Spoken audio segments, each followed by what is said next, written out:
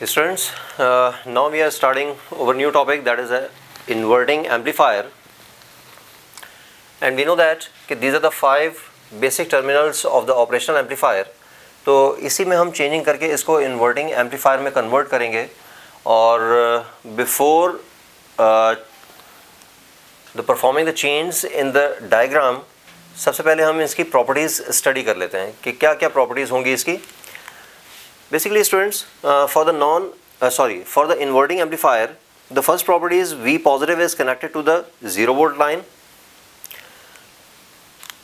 So directly we will connect this V positive or non-inverting terminal to the earth line. इसका मतलब ये हुआ कि V positive की वैल्यू भी 100% 0 volt के इक्वल होगी. That is, V positive is equals to 0, not approximately equals to 0, it is equals to 0 because it is directly connected to the earth line. और दूसरी बात ये कि part of the output voltage is connected to the V negative.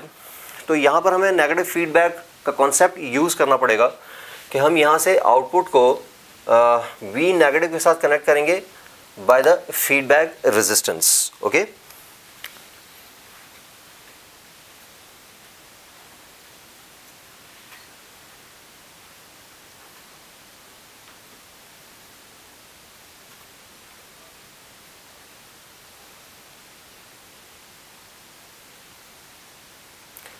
by this feedback resistance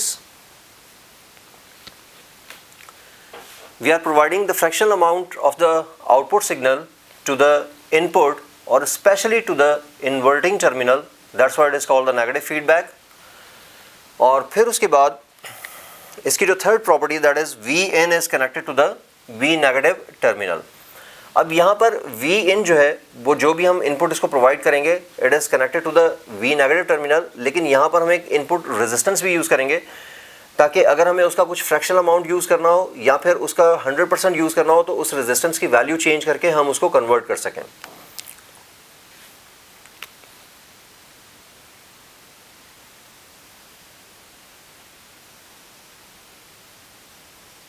It is called the Rin because it is a resistance connected to the input terminal, so that's why it is called the Rin. और यहाँ पर हम input show करेंगे from the